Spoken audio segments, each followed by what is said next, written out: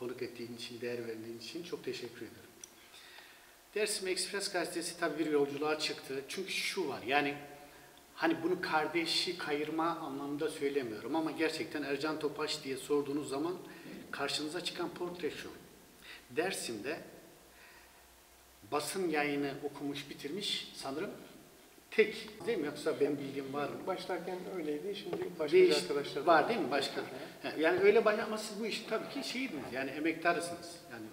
Yani sen daha doğrusu bu işin emektarısın. Uzun çaba sarf ettin, emek sarf ettin, çeşitli gazetelerde, ulusal basında filan.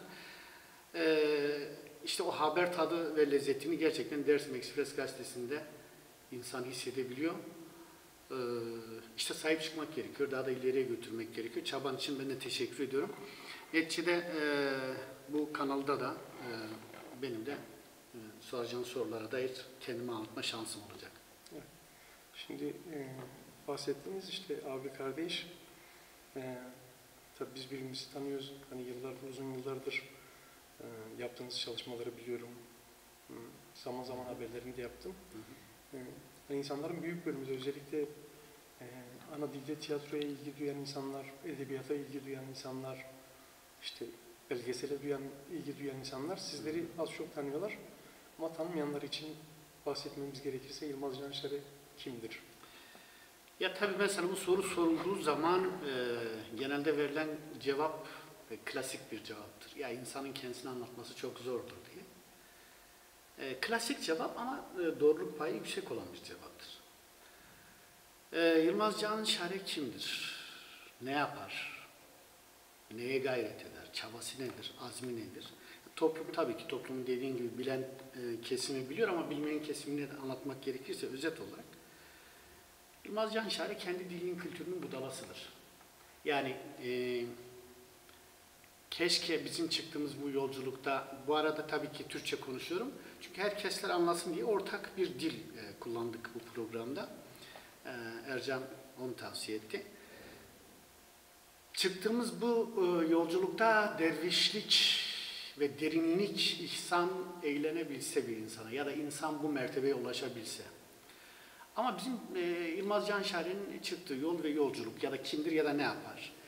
Kaybolmakta olan Zazaca, Kırmançki bir dil. Çünkü yani bunun literatürdeki adı Zazaca ama bizim nenelerimiz, dedelerimizin işte bu dili, bu yani telaffuz şekilleri zonama Kırmançkiyo, ma Kırmançme. Yani Kırmançki. Ölmekte olan ana dili için harekete geçmiş yıllardır tiyatro kulvarında, işte belgeseller kulvarında, işte kitap yazma, elinden ne geliyorsa bunun çabasını veren bir insan.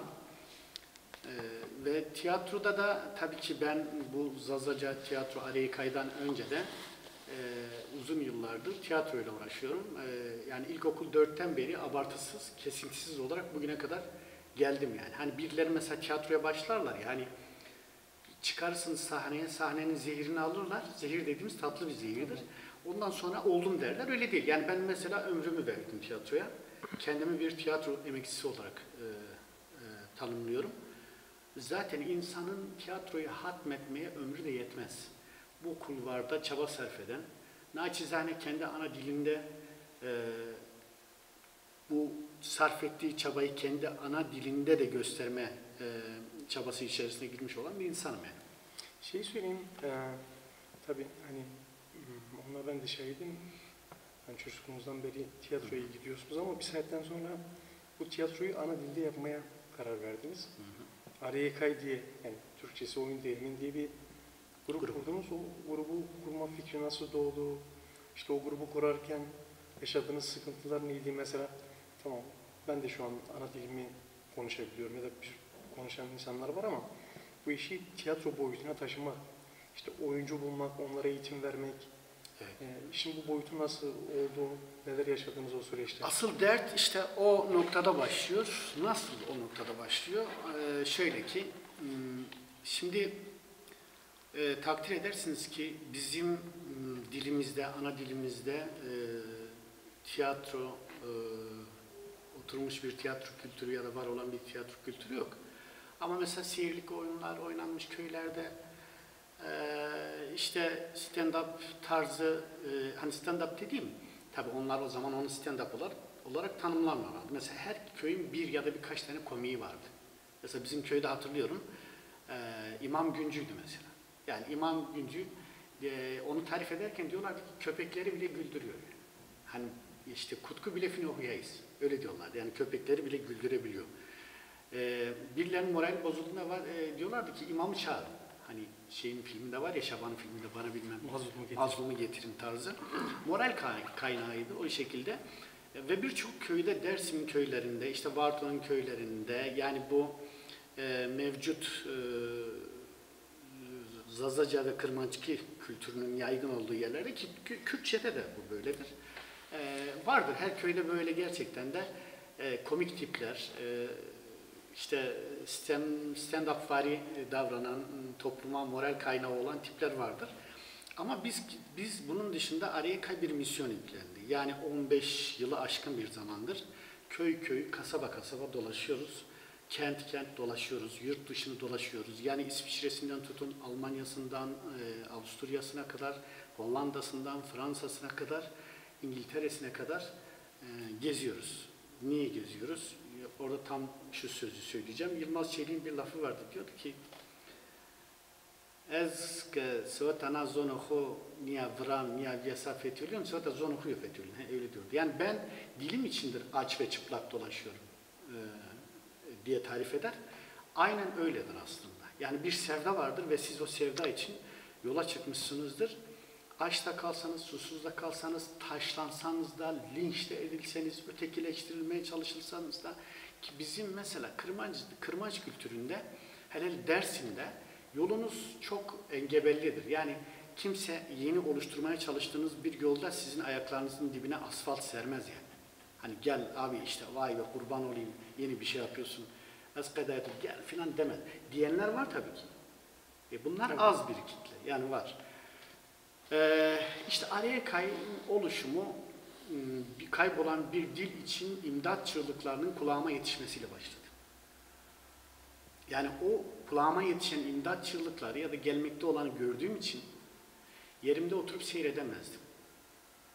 Tabii mesela benim 8 tane kitap var ama bunlardan 2 tanesi Zazaca, Kırmançki, oraya geleceğiz. Ne yapmak gerekiyor? Mesela hep söylerim, Moğolların bir türküsü var, bir şey yapmalı. Ya hani yapacağın hiçbir şey yoksa ana dilinden buradan oraya seslen, varsın seni deli zannetsinler. İngiltere'de denk geldiğimiz bir abimiz şey dedi ki ya dedi hiç konuşmamaktansa bazen dedi hani dil öğrenmemiş olanlara dedi küfür öğretiyorlar ya dedi bizim dilden. Vallahi dedi benimle İngilizce, Almanca bilmem ne konuşacağınıza bana dedi ana dilimden küfredin razıyım dedi. Tam bu noktada bir şey söylemek istiyorum aslında. Şimdi bu süreç içinde ARYK zaten bir markaya dönüştü. Onun farkındayız. Hani tabiri caizse bir marka oldu. Onu hiç kimse inkar edemez. Evet. Şimdi siz başlarken bir de hani dediniz ya ana dilimde bana küfretsin. İşin daha çok mizahi boyutuyla değil mi? Daha komedi boyutuyla başladınız. Aslında o yani dili biraz daha kabullendirmek ya da sevdirmek amacıyla başladı. Ama ilerleyen süreçlerde bunun yanı sıra daha farklı mesajlar daha toplumsal mesajlar da içeren tiyatrolarınız oldu. Kesinlikle çok doğru bir tespit. Şöyle. Şimdi o konuda da biz bir linç yedik aslında. Yani bir dönem böyle canları sağ olsun sorun değil. Yani neticede bizim insanlarımızdır. Algılayanı da var, algılamayanı da var. Ön yargılı olanı da var. Kulaktan bir şeyi duyup da üzerine ekleyeni de var. Anladın mı? Yani bu toplumun genel yapısıdır. Keşke yani bu kader olarak ya da biçilmiş bir kaftan olarak üzerimize oturtulmasaydı. Keşke öyle olmasaydı ama keşkelerle de bir şey değiştiremezsiniz. Biz o süreçte mesela hani dönüp baktığımda yani tiyatroya, sanata yıllarını vermiş bir insan olarak kendi perspektifimden baktığımda penceremden şunu gördüm. Dedim ki oğlum tamam sen şimdi kalk Shakespeare'in Hamlet'ini çevir, tamam mı? Sun. Ne kadar karşılık görür? Yani ya da bir müzikal koy sahneye. Çünkü bizde şöyle bir algı var. Yani toplumu tanıyorum, insanımı tanıyorum. Yani geldiğinde ya o gittik bir sürü orada bağırıyorlar, çağırıyorlar, dans ediyor bilmem ne yapıyorlar, sıkıldık geldik. Ya da mesela Hamlet'i izliyor. O nedir ya? Çıkmış oraya bilmem böyle yapıyor, öyle yapıyor. İşte yani onun mesela Shakespeare oyununun bir stili var. Yani oynarken filan. Yani onu henüz toplum daha alabilecek şeyde değildi. Yani kıvamda değil. Doğru kelime o, kıvamda değildi. Çünkü toplumun bir kültürel seviyesi var. Yani bu toplum aydın bir toplumdu. Bu toplum gerici bir toplum değil ki yani. Hani bu toplum işte emek sermaye çelişkisini işi çözmüş. biraz zor. He, Yani sokan aslında işte kaybolmaya yüz tutmuş bir dilde dilden yapıyor. yapıyor olmaktı. Aynen öyle. Zaten alıcısı da o dilden alıyor. Ve garip bir psikoloji var. Mesela adam diyelim ki Türkçeden, İngilizceden, Almancadan tiyatrolara gitmiş, izlemiş. Ama oraya geldiğinde bu taraftaki algı kapanıyor, kırmanç oluyor yani. Tamamen kırmançlaşıyor. Yani çocuklaşıyor. Yani annesinin babasının kucağına yerleşiyor. Daha değişik bir hal alıyor, tamam mı? Ama bunu da söyleyeyim. Mesela en çok gülünen şey de o küfürlerdi.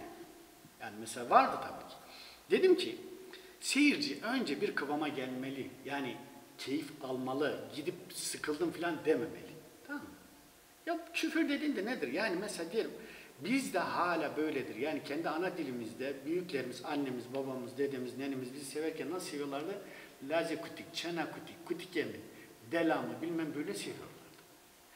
Bizim dilin kimyası bunu kaldırıyor. Yani biz bunu açıklamaya çalıştığımızda belki de bu dilin kimyasını bilmeyenler, bu dili bilmeyenlere ya da yeni nesillere garip ya kardeşim küfürün de şeysi mi olur? Yani öyle şey mi olur falan. Ama inanın ki o kadar tatlı geliyor ki insana. Öyle bir şey. Seyirciyi biz başta bununla salonlara alıştırdık. Ama bizim hani Dersim'in bir tayfası var. Böyle pusuda bekleyen, tamam mı? Hani ne hata görebilirim, ne eksik görebilirim, nereden vurabilirim, nereden eleştirebilirim. Evet. Tamam mı? Böyle bekleyen bir tayfa var. Siz Allah'ın oğlu olsanız da, son peygamberin torunu olsanız da yine öyle bakıyorlar. Çünkü onlar mesela bir film izlerken ya da bir duvar örülürken ya da işte efendime söyleyeyim bir yemek yapılırken ya da işte diyelim girdikleri farklı yeni açılmış bir ortamda yani hep eleştirel gözle. Ben ne eleştirebilirim ve yani yaptığım eleştiriyle de kendimi nasıl var edebilirim? Çünkü hani bir salonda bile kalkar, güzel bir şey oluyordur. Kalkar der ki efendim siz böyle yapıyorsunuz da şöyle yapıyorsunuz. Bütün salon oraya dikkat çeker. İşten böyle kendini tatmin eder biliyor musunuz? Yani böyle bir psikolojisi var. Böyle bir tarafı var maalesef. Bu da aslında bu tarz insanlarımızın bu damarı çok acımasız bir damar. İnsaflı yapılan eleştiri baş göz üstündedir. Çünkü insaflı yapılan ya da olumlu yapılan, yapıcı yapılan bir eleştiri insanı değiştirir, güzelleştirir, yapıcı hale sokar. Neyse geçelim. O oldu. Ondan sonrasında tabii bizim bir sonraki aşamamız neydi? Arayı takip ederlerse, analiz ederlerse bununla karşılaşacaklardı mutlaka. Mesela ikinci aşama neydi? Biz ikinci aşamada daha yumuşak mesajlar içeren, daha yaygın, rahat oyunlar oynamaya başladık. Ve bunun dozunu gittikçe arttırdık. Mesela dedik ki Mezela Pasay. Mezela Pasay'ın anlattığı, işaret ettiği konu neydi?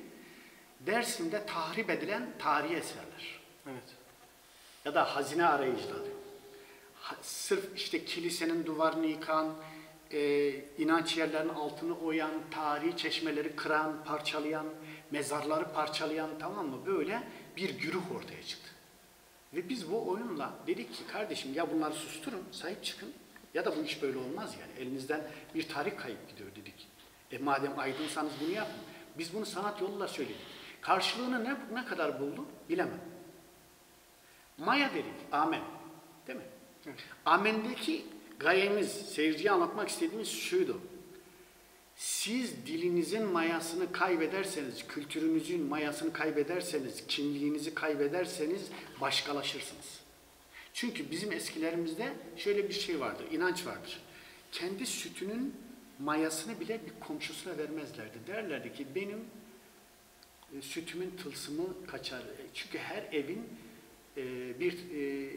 yani her evin sütünün, yoğurdunun, işte çökeleğinin, yağının bir tılsımı olduğuna inanılırdı ve her evin de bir melekesi olduğuna inanılırdı. Ya bu bencillik değil aslında ama tabii ki. Bu işin farklı bir boyutu. Kendi tılsımını başkasına aynen vermemek, sahip çıkmak yani. Yoksa paylaşıyorlar canım. Mesela ayran da gönderiyorlardı, yoğurt da gönderiyorlardı. Bilmem ne yani. O ayrı bir şey. Mesele orada. Yani hani Mikail Aslan'ın bir şey, buradan selam olsun kendisine, değerli büyüğümüze. Gerçekten çok katkıları var. Bir türküsünde der ki biz maklite kovu kerdiydi. Biz dağların anahtarını kaybettik. Acaba dağların anahtarını kaybettik dediğimizde ya dağa mı çıkamıyoruz, işte gezemiyor muyuz ya da yaylaya mı gidemiyoruz? Kastedilen şey o değil ki. Kastedilen şey işte tam da budur. Amen dediğimiz şey işte. Ha, anahtarı kaybetmişsin. Çünkü şöyle bir şey var. Ben diyorum ki kardeşim sen kendi evinin içerisinde kendi ana dilini, bu Kürtçe olur, Ermenice olur, Zazaca olur, Fransızca olur, Almanca olur, Türkçe olur, fark etmiyor. Konuşmuyorsan, kendi ana dilini kapı dışı etmişsen, dışarıya atmışsan, ha kendi ana dilini dışarı atmışsın, ha anneni babanı dışarı atmışsın, ha anneni dedeni dışarı atmışsın. Fark eden bir şey yok. Aynı şeydir benim için. Çünkü onlar seni asıl varlığının sebepleridir yani. Tamam mı? Buna %100 katılıyorum. Evet. Şöyle bir ekleme yapmayayım isterseniz. Şimdi işte ilkokullarda belli kademelerde seçmeli ders olarak Zazaca okutuluyor. Ama maalesef işte bu kentte bu dersi seçen sayısı az. Elin parmaklarını geçmeyecek kadar az. Ama yer başımızda Bingöl var. Yani bizim 10 katımız, belki 20 katımız öğrenci bu seçmeli dersi alıyor. Bu anlamda da ciddi bir duyarsızlık var. Mesela burada Munzur Üniversitesi bünyesinde Zaza Dili Edebiyatı var. Yani insanlar, ben sokakta konuşuyorum, evde orada konuşuyorum. okuyorsun, Evet, aynı zamanda ben oranın da aynen. öğrencisiyim. Aynen. Yani ben de bu dili biliyorum, konuşabiliyorum, anlayabiliyorum. Ama işin bir de akademik boyutunu öğrenmek istedim mesela. O anlamda hani bu dili ben sadece konuşuyorum, bu bana yetiyor ya da anlıyorum, bana yetiyorun ötesine taşımak lazım. İşte burada mesela burada yaşayan insanlar için bir fırsattır. Yani aileler çocuklarını bu mesela ilkokullar için, belli kademedeki öğrenciler için bunlara yönlendirebilirler. Liseyi bitirmiş herhangi ya da üniversiteyi bitirmiş herhangi biri tamam ben konuşabiliyorum, anlayabiliyorum ama işin akademik boyutunu almak istiyorum derse işte burada Munzur Üniversitesi bünyesinde bunu yakalama şansı var. Bunu söylemiş olayım. Şimdi tabii bunu ben dedim zorlukları vesaireleri işte o dili konuşuyorlar ama onlara eğitmek, işte tiyatroya alıştırmak vesaire. Gel zaman git zaman hani bunları biz de takip ettik süreci. Hani başka gruplar çıkmaya başladı. Bu aslında bir tarafıyla hani gönül ister ki hani çoğalsınlar. Tabii evet. Çoğalsınlar, üretsinler bu konuda, emek versinler. Sizden de yola çıktıklarınız insanlar vardı. Sonrasında işte hani çoğu insana eğitim verdiniz bu anlamda aslında. Belki ana dilleri biliyorlar, konuşuyorlardı. Hani dönüp geriye baktığınızda nasıl bir tablo ya da işte o yeni gruplara ilişkin neler söylemek istersiniz? Ya şunu söyleyeyim, yani Areikay aslında bir anlamda taklit yeteneği artan kişiler fabrikasına döndü. Yani mesela şöyle bir şeyi çok isterdik. Yani ben herkes için söylemiyorum. Areikay'da tabii ki eğitim almış, eğitim verdiğim, yetiştirdiğim, gerçekten tiyatroyu içselleştirmiş, algılayan insanlar var ama onlar bir elin beş parmağı kadar. Diğerlerinde şöyle bir, yani diyorum ya mesela bu dilde sınırlı imkanlar var. Türkçe kadar ya da öteki diller kadar şansınız yok. Yani hani seçeneğiniz fazla değil. Yani gidiyorsun mesela köyden Hasan abi diyorsun ki Hasan abi gel. Mesela diyorsun işte gidiyorsun mahalleden işte Firaz teyzeye diyorsun ki sen gel ya da işte Ayşe vardı orada ona diyorsun Ayşe sen gel. Yani seçmiyorsun. Yani ya da işte acaba tiyatro kültürüne yatkınlığı nedir? Sanata bakış açısı nedir? Biz mesela aç da kalsa, susuz da kalsa 40 yıldır bu işi yapıyoruz. Bir dikili ağacımız yok. Çünkü biz ticari bakmıyoruz bu işe. Mesela ama gelen insanı eğitiyorsun. Geldiklerinde şunu söylüyorlar. Diyorlar ki hocam ne olursun yani bir parça rol, kadayat öpeceğine. Tamam böyle diyorsun. Mesela aylarca peşinden koşuyorlar. Bir tane oyuncumuz var. O mesela aylarca peşinden koştu. İşte kadayat öpeceğim hocam, tane parça rol. Ya baktık şey yok.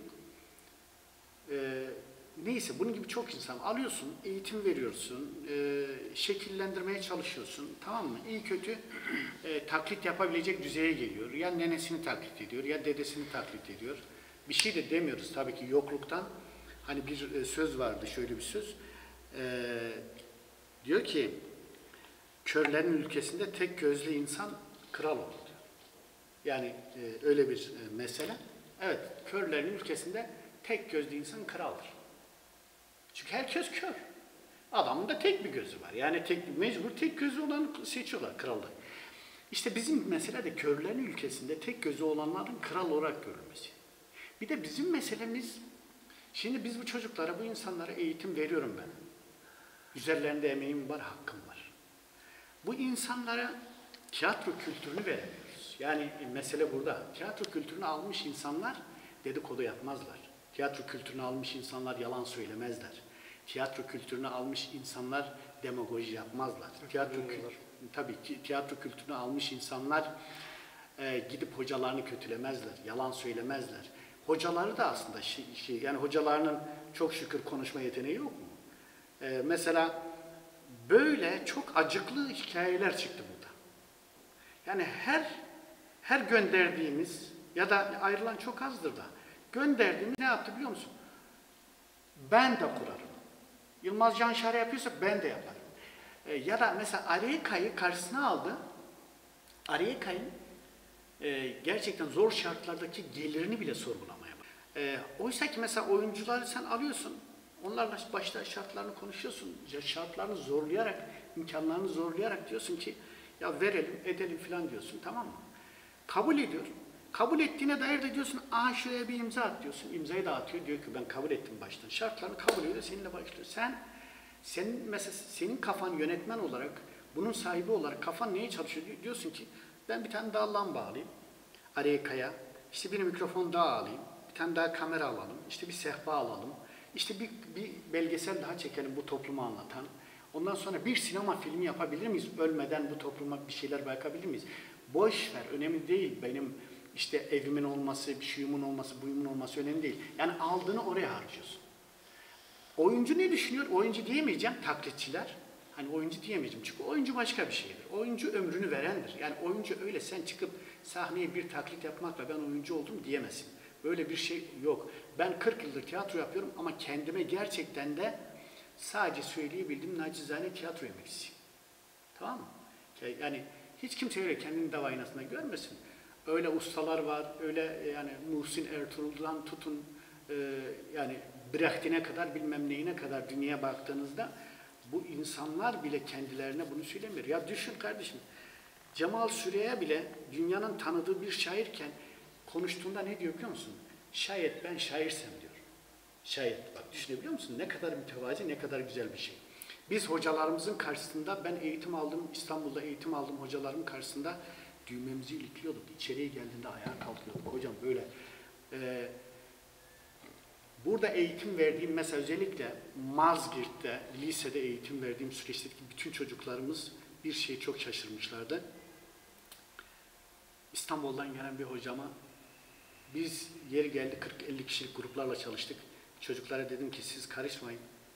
Benim hocamdır dedim, çayını, kahvesini ben hazırlayacağım, götüreceğim. Çok şaşırmışlardı. Çünkü tiyatronun bir edebi vardır, bir kültürü vardır. Bir insan size bir gözlük takmayı bile tiyatroda öğretmişse üzerinizde çok büyük emeği vardır. Bu saygı esastır. Ama bu dökülen arkadaşlar da var ya, bu arkadaşlar hem ruhen dökülüyorlar, hem bakış açısı olarak dökülüyorlar, hem etik olarak dökülüyorlar. Yani mesela gidip çok rahat yalan söyleyebiliyorlar. Mesela şunu söyleyebiliyorlar. Yılmaz Canşare bizi şey yaptı da paramızı vermedi de bilmem ne de.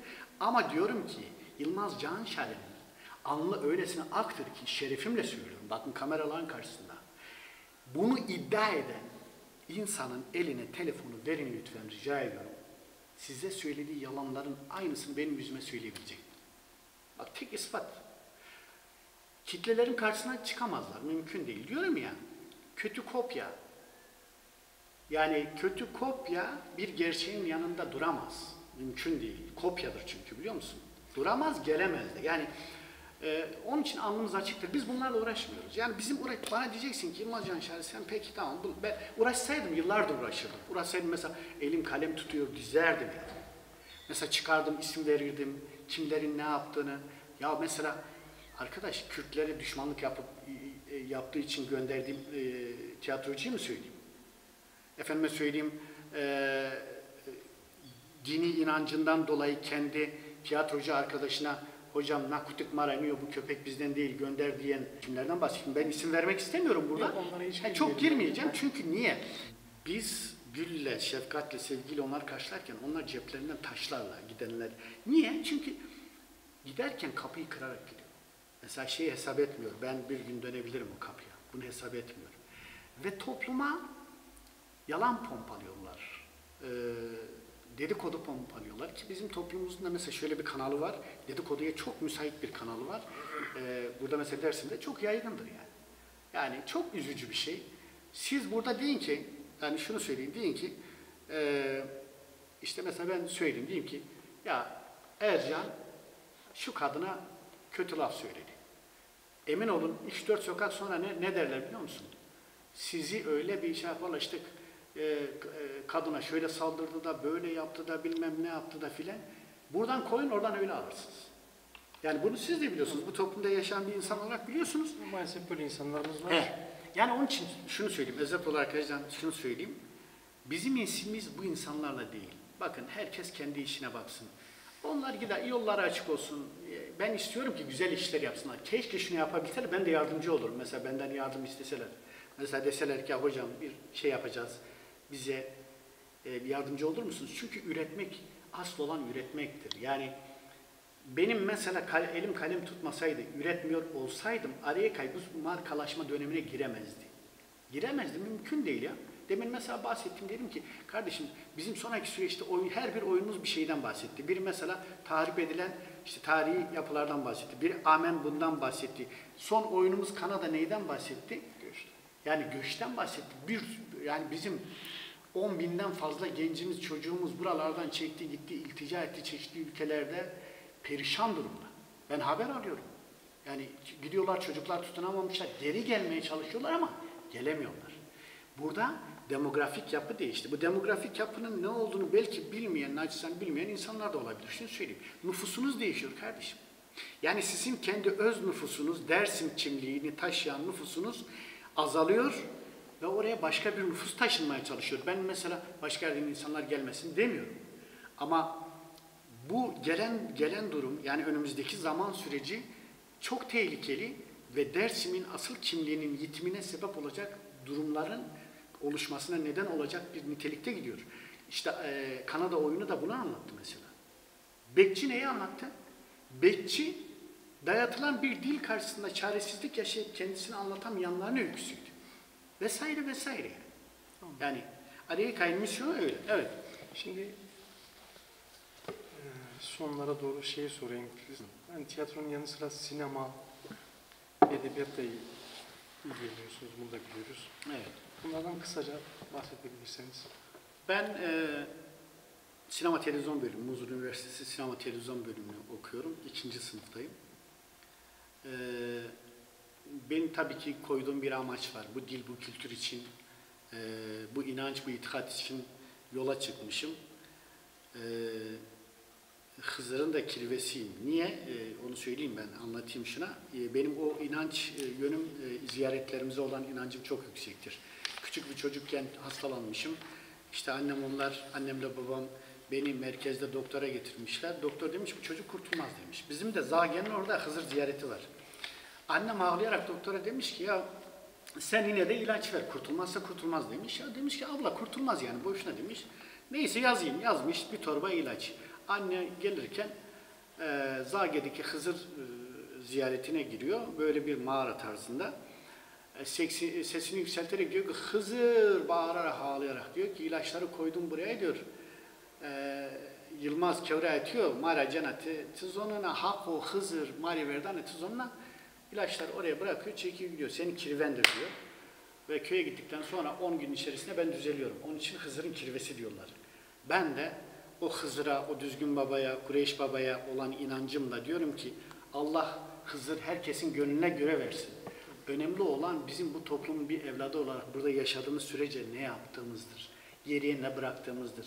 Şimdi kavgayla, pislikle, dedikoduyla, o bunu dedi, o şunu dedi, bunlarla uğraşacak bizim vaktimiz yok kardeşim. Bizim iş yapacak zamana ihtiyacımız var. Ölmeden kimin ne zaman öleceği de belli değil. Bak Mehmet Çetin bir değerdi, gitti. Emir Ali Yağan bir değerdi, kaybettik. Remzi Aydın bir değerdi, kaybettik. Bu toplumun değerleri bunlar. Bak Silo Kız bir değerdi, yaşarken değer vermedik. Seykacı bir değerdir. Ya toplumumuzun değerlerine sahip çıkın kardeşim. Kaç tane üreten insan vardır ya? Mikail Aslan bir değerdir, Metin bir değerdir, Yılmaz Çelik bir değerdir, Abidin Biter bir değerdir kardeşim. Yapmayın, etmeyin. Kendi çocuklarınızı yemeyin. Üreten çocuklarınızı yemeyin. Bunları başkalarına yem etmeyin. Başkalarının ön yargılarıyla bunların kalbini kırmayın. Bizim yüreğimizi kırarsanız, kalbimizi kırarsanız biz ondan sonra dönüp bakamayız. Kırılırız ya, kabuğumuza çekiliriz. Biz mesela cazgırlar gibi değiliz ki kardeşim. Öyle insanlar var ki, ya yemin ediyorum sana bir yüzü var, bakıyorsun melek, öbür yüzü arka fonda şeytan yani. Ben mesela çok karşılaştım. Bu işe çıktığımda özellikle bizim toplumumuz içerisinde bu karakterde çok insan var. Ya şimdi demesinler ya Yılmaz Canşar'ı çatışıyor kardeşim. Niye böyle oluyor? Ya her şeyin bir nedeni var. Her şeyin bir açıklaması var.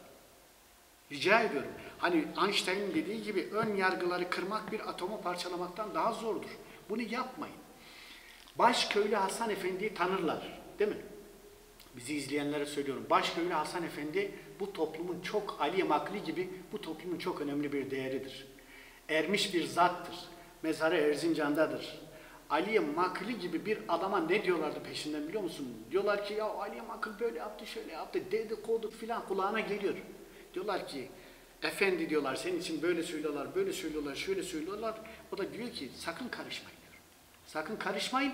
Ben evimi onların attığı taşlardan yapıyorum diyor. Ya kardeşim meyve veren ağaç taşlanır diyorlar ya. Ali Makli'ye söylemişlerse, Başköylü Hasan Efendi'ye söylemişlerse bize mi söylemeyecekler? Bize mi insaf edecekler? Bize mi diyecekler ki ulan benim toplumumun üreten evladıdır, sahip çıkalım biz de. Mesela bir film çekmek istiyoruz değil mi? Tamam, Muhtar film. oraya gelecektim. Bir film projeniz olduğunu biliyorum. Evet. O proje ne aşamada, hani filmin içeriğine ilişkin ne tür? Onu söyleyeyim. Yıllardır benim bu hayalim var. Bir de dedim ya sinema televizyon bölümünü okuyorum. Bu hayalim nasıl biliyor musun? Ya biz bir sevmeyi sermeyen Midyat, işte Yılmaz Erdoğan Hakkari'de bir pencere açtı değil mi? Vizyon Tele'yi çekti bilmem ne. Sermeyen Midyat'a bakıyorsun Aylarlı'yı çekti bilmem neyi çekti. Mardin oraları filan kendi bölgesinde bir şeyler yaptı. Kardeşim bizim mesela dönüyorsun Dersim coğrafyasına bakıyorsun. Filmler çekiliyor. Eyvallah teşekkür ederim. Bak mesela Kazım Öz'e buradan selam olsun. Teşekkür ederim. Yani onun da bir çabası var. Ama ben bir filmde de oynadım. Bu Ovacık'ta son çekilen filmi oyuna geldik filminde de Derviş Çamallı Derviş Çamallı Derviş Çamallı bir budalayı oynamıştım. Daha vizyona girmedi. Buradan Kazım Hoca'ya da selam olsun. Ama ben aradığımı bulamadım. Yani onları tenzih ediyorum, onlarla alakalı söylemiyorum. Ben kendi penceremden istediğimi göremedim şu ana kadar. Yani neyi göremedim biliyor musun? Tam olarak Kırmancık'ı anlatan, bizim kokumuzu, dokumuzu araya kayın ortaya koyduğu gibi bir şeye daha denk gelmedim. Ve ben bunun kendim açmak istiyorum bu pencereyi. Daha hayattayken sonrasında getirip belki bir arşiv oluşacak. Muhtar filmi de komik bir köyde köylü kurnazı olan bir muhtarın etrafında dönen alavere, talavereler bilmem neyleri anlatan bir komedi filmi ama içinde de hem inanç nüveleri var, tamam mı? Hem kültür nüveleri var, tamam mı? Hem de dilin fonetik yapısıyla, güzelliğiyle telaffuzları var vesairesi var. Yani biz onları senaryonun içerisine oturtmuşuz. Biz bu senaryomuzu ne yapacağız biliyor musun? Profesyonel senaryo yazarlarına göndereceğiz. Bunlar da üzerlerinde çalışacaklar. Karşılığında bunlara para ödeyeceğiz. Tamam mı? Senaryomuz olgunlaştığı zaman, kıvamına geldiği zaman ama biz sadece bunu beklemeyeceğiz. Bir taraftan da filmin finansmanı için mücadele veriyorum. Canla başla. Yani aslında bir koltuğun altında birden fazla karpuz taşıyorum. Yani bir Ariyakay karpuzu var. Bir belediyedeki hem Türkçe tiyatronun, Zazaca Kırmancık tiyatronun karpuzu var. Efendime söyleyeyim hem üniversite okuyorum, onun karpuzu var. hem efendime söyleyeyim sinema filminin senaryosundan tutun, finansından bilmem hem yurt dışında organizasyonlar yapmaya çalışıyorum. Yani bütün bu yoğunluk, bütün bunlarla beraber bir de önümüze taş dizen, çelme takmaya çalışan, vızır vızır böyle dolaşan o arıların sesleriyle uğraşmaya çalışıyorum. Kardeşim, yuva nereye yapacaksanız yapın, ne yapacaksanız yapın. Allah yolunuzu açık etsin.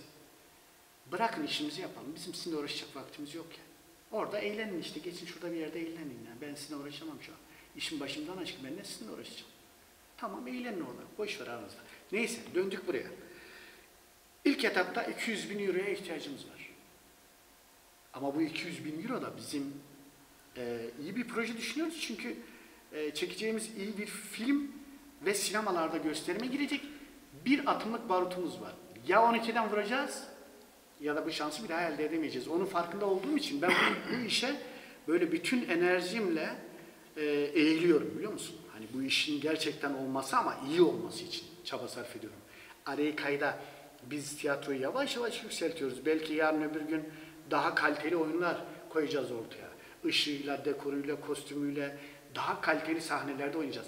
Mesela düştüğümüz hata, zorunlu olduğumuz hata nedir? Buradan itiraf ediyorum. Gidip dernek sahnelerinde oynamak, tiyatro oynamak değil. Küçümsediğim için değil. Tiyatro kardeşim, tiyatro salonunda oynanır. Seyirci de gelir. Gerçekten de izler, sana dua eder. Sen de oynarken keyfini çıkarırsın. Bu kadar. Ama maalesef işte yoksul tiyatroların kaderi de budur yani. Biz istemez miyiz? Bir aracımız olsun, bizi buradan oraya götürsün. Efendime söyleyeyim, istemez miyiz? Güzel bir dekor yapalım. İstemez miyiz? Efendime söyleyeyim, iyi sahnelerde. Bir Avrupa'da bir tiyatro sahnesinde oynamaya çalışıyorsun. Adam senden 5.000 euro istiyor. Senin orada gelirin ne? 1.500 euro. Neyi vereceksin? Oyunculara ne vereceksin? Sahneye ne vereceksin? Araç kiralıyorsun, benzinini koyuyorsun, yatmadır, yemedir, içmedir, uçak biletlerinin hepsi, hiçbir oyuncumuz cebine elini atmaz. İşte gerek ana dilin kaybolmaması için gerekse Arayika'ya ilişkin ne söylemek isterseniz, nasıl bir çağrınız var? Onunla bitirelim. Evet, yani aslında şunu söylemek istiyorum. En başta her şeyden önce ne geliyor? Samimiyet geliyor. Samimiyet geliyor yani. Samimiyet peki nedir? Yani buradaki kastım nedir? Kardeşim senin ana dille ilgili böyle bir derdin var mı yok mu? Yani ana dilim kaybolursa, kültürüm kaybolursa, işte mahvolurum, biterim, değişirim diye bir derdin, korkun var mı? Başta bunu bireylerin tek tek kendisine sorması lazım. Aldığı karşılık şu mu? Evet böyle bir şey bizim felaketimiz olur diyorsa ya da benim felaketim olur diyorsa önce evinin içinde konuşmaya başlayacak. Önce çocuğuyla konuş. Bak ben mesela bir kızım var. Yemin etmişim, demişim ki öldüğüm güne kadar kızımla asla Türkçe ya da İngilizce, Fransızca konuşmayacağım. Yani sadece derdimiz Türkçe değil, Türkçe de bizim ortak dilimizdir. Kimsenin Türkçe ile bir derdi yok. Benim derdim ölmekte olan ana dilimde. Yani düşünsene, benim dedem mi ölüyor, işte nenem ölüyor ya da annem ölüyor ya da bilmem neyim ölüyor. Ben işte diyor, komşu Mustafa diyor ki sen niye bizden bahsetmiyorsun? La kardeş bir dakika, bizimkiler ölüyor, ben onlardan mecbur bahsedeceğim, onlarla ilgileneceğim yani. Mesele senin Türkçe mürçe değil, benim 8 tane kitabım var, 6 tanesi Türkçedir. Bizim dedelerimiz kardeş Cemal Süreya ile Cemal Süreya Türkçe'de, Türk Edebiyatı'nda ikinci yeni akımıyla devrim yapmış bir adam. Yani hangisini anlatacaksın? Mesele o değil. Samimi olma, başta o. Sonra evin içerisinde, telefonda konuşacaksın. Konuşacaksın kardeşim. Değil mi? Evet. Konuşmazsan bu iş olmaz. Yıllarımı verdim tiyatroya. Ben birileri için böyle sahneden bir kafamı gösterip bizimkiler burada mı diyen biri değilim yani. Ömrümü verdim ya. Ya cefasını çektim, vefasını çektim, yollara düştüm, aç kaldım, susuz kaldım, hakaret gördüm. Yani neler neler. 40 yıldan bahsediyorum ya. 40 yıldan bahsediyorum. Yani şimdiki yeni yetmeler gibi bir kafasını gösterip ben tiyatroyum, ben tiyatro hocasıyım bilmem ne değil yani. Biraz samimi olsunlar, ayıptır. Tiyatro da benim tek elimde değildir. Kimsenin de tek elimde değildir. Ama istediğim tek şey samimidir. Dil konusuna gelince de samimi davranmak gerekiyor. Artı sivil toplum örgütlerinin, belediyelerin bu konuda acil eylem çağrısı yapması lazım. Harekete geçmesi lazım. Bir seferberlik başlatması lazım. İşte sokağından bilmem neyine kadar, işte efendim şöyle olabilir. Doğuran kadınlara eğer çocuklarına dil öğretirlerse maaş mı bağlanır, altın mı verilir, ödül mü verilir, ne yapılır? Yani bir seferberlik kesinlikle gerekiyor. Kendimizi kandırmayalım. Eğer böyle giderse gerçekten bu dil bitecek, ölecek. Ha, bana dersen ki ya Yılmazcan, peki sen madem ölecek, bak demiyorum. Bu bir şey, kimse bir şeyi kapılmasın. Biz çabamızı sarf edelim, ölecekse yine ölsün. Niye biliyor musun? Çünkü bizim ürettiğimiz her şeyi ben biliyorum. Dijital ortama kayıt oluyor. Yazıktır. Yani çekeceğimiz bir belgesel, yazacağımız bir kitap, ortaya koyacağımız bir oyun. Mesela dedim ya, bizden ayrılanların, bakma böyle kızıyorum ama yine bizim canlarımız, ciğerlerimiz, yani yine gerçekten de hani benim içimde o Hızır biliyor, kötülük yok. Yani benim ricam, naçizane bizi izleyenlerden ricam, istediğim şudur. Biz birbirimizle uğraşmaktan vazgeçelim. Güzel şeyler, iyi şeylere sahip çıkalım. Bu dil, bu kültür o kadar seçkin bir şeydir ki, bir kültür, bir inanç, bir itikat, bir dildir ki kaybolmasın. Bu dil Hızır'ın dilidir. Biz kendimizi bu dilde daha iyi ifade edebiliyoruz, özümüzü daha iyi ifade edebiliyoruz. Bunun ölümüyle birlikte başkalaşırız. Başkalaşmadan, asimile olmadan, yabancılaşmadan, kendimize, kimliğimize, yaşadığımız coğrafyaya yabancılaşmadan acil eylem çağrısı yapıyorum. Lütfen bir an önce hem kurumlar hem bireyler üzerine düşen sorumluluklarını yerine getirsinler. Buradan herkese selam gönderiyorum. Dersim Express gazetesine ve sizlere de teşekkür ediyorum. Sağ olasınız.